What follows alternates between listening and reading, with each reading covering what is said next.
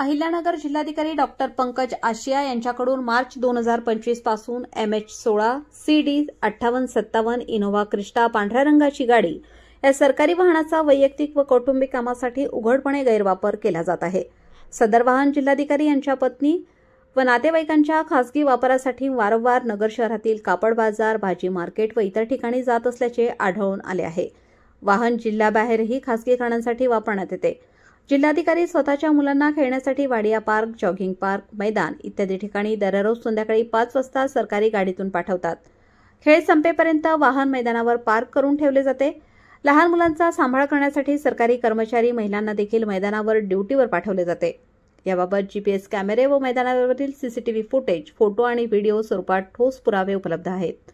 हा गंभीर प्रकार असून महाराष्ट्र शासनाच्या नियमावलीनुसार सरकारी वाहनाचा खासगी व कौटुंबिक वापर करणे हा शिस्तभंग व दंडनीय गुन्हा आहे। यामुळे शासनाच्या तिजोरीचे नुकसान होत असून सार्वजनिक पदावरील विश्वासाला तडा जात आहे।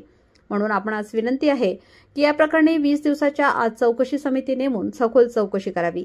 चौकशीनंतर दोषी आढळल्यास जिल्हाधिकारी डॉक्टर पंकज आशिया यांच्यावर शिस्तभंगाची कारवाई करून तात्काळ निलंबन करण्यात यावे। गैरवापरामुळे झालेला खर्च व दंड जिल्हाधिकाऱ्यांकडून वसूल करून वेतनवाढ व इतर लाभ रोखण्यात यावेत। सदर प्रकरणी फौजदारी गुन्हा दाखल करून पुढील कार्यवाही करावी।